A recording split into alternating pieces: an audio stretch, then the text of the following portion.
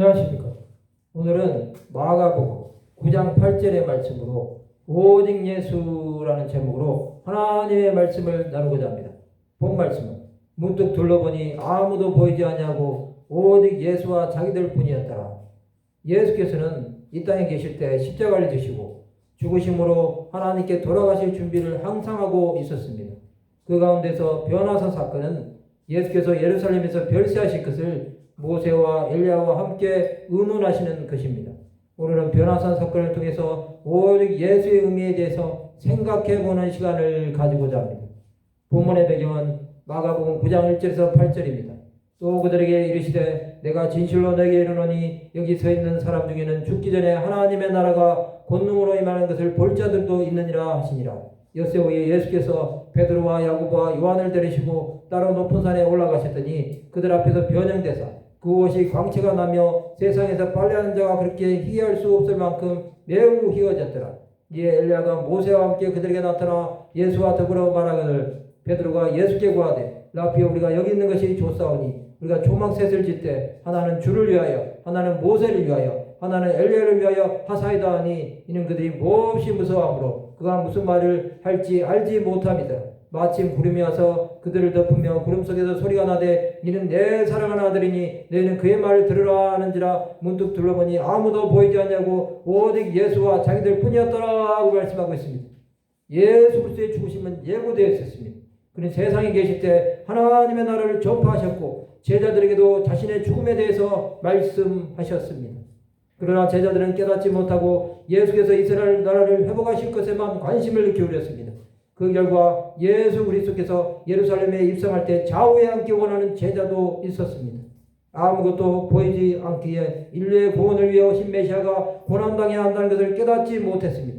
그것은 제자들로 하여금 예수 그리스도의 죽음을 준비하지 못하게 했습니다. 예수님의 수제자 베드로조차 아직 성령을 받지 않았기에 그분의 죽으심을 이해하지 못하고 죽게 이른 일이 미치지 못하니다라고 항변하였습니다. 이것은 사탄이 주는 사람의 생각이었습니다. 예수께서는 이것을 너는 나를 넘어지게 하는 자로다. 내가 하나님의 일을 생각하지 않냐고 사람의 일을 생각하는 자로다라고 말씀하셨습니다. 예수께서는 죽기 전에 하나님의 나라가 권능으로 임하는 것을 볼 자들이 있다고 하셨습니다. 이것은 변화산 사건으로 이루어졌습니다. 베드로, 요한, 야고보는 이것을 경험했습니다. 예수께서 그들 앞에서 변형되사 그것이 광채가 나며 세상에서 빨래하는 자가 그렇게 이해할 수 없을 만큼 매우 희어졌더라고 하십니다. 이것은 부활하신 후에 보여줄 영광을 미리 보여주신 것입니다. 하나님의 영광은 사람의 눈으로 보고도 깨달을 수 없습니다. 베드로는 이것을 보고도 여기 있는 것이 좋다고 하므로 하나님의 일이 무엇인지 알지 못했습니다. 초막셋을 주를 위하여 모세를 위하여 엘리야를 위하여 짓자고 하므로 영적인 눈이 가려워져 하나님께서 말씀하시고자 하는 뜻과 그것을 통한 하나님의 역사에 참여하지 못했습니다. 결국은 제자들은 예수께서 겟세마네 동산에서 잡히실 때 다 버리고 도망가게 됩니다. 자신들이 무서워서 무슨 말을 하는지도 모를 정도가 되어버린 것입니다.